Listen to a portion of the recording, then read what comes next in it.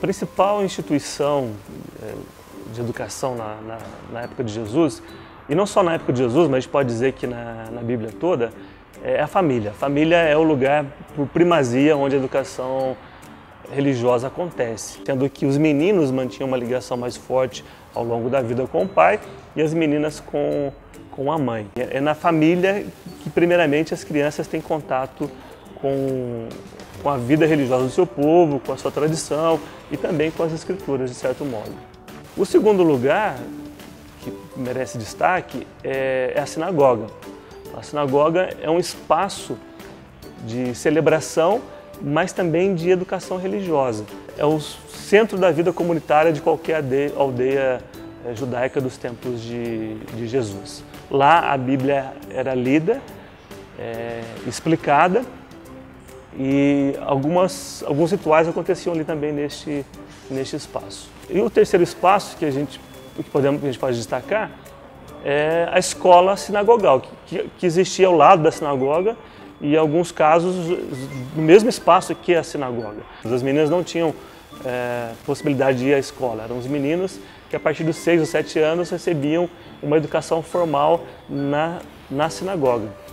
Através de um rabino, ali eles aprendiam a ler, ali aprendiam a escrever e a recitar os textos sagrados e outros textos da tradição judaica.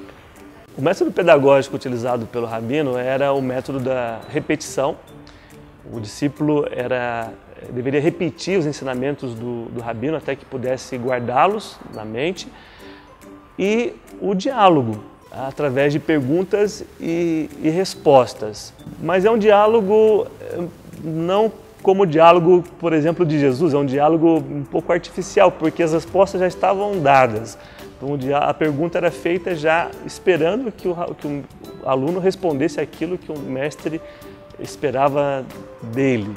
Então, nesse contexto, o conteúdo era, primeiramente, ensinar as escrituras judaicas. Em segundo lugar, preservar ou guardar a tradição. Então, textos da tradição rabínica eram também ensinados, eram muito importantes. E eles também adquiriram um papel jurídico importante nas aldeias. Então, os rabinos se tornaram especialistas em questões jurídicas. Então, basicamente, são essas três questões: ensinar as escrituras, guardar a tradição e cuidar das leis. Jesus, ele mantém algumas semelhanças com os rabinos de seu tempo. Por exemplo, Jesus tem em torno de si um grupo de discípulos e mantém com eles um vínculo muito estreito, como os rabinos de seu tempo. Jesus também usa o método do diálogo, assim como os rabinos. Jesus faz perguntas aos seus discípulos.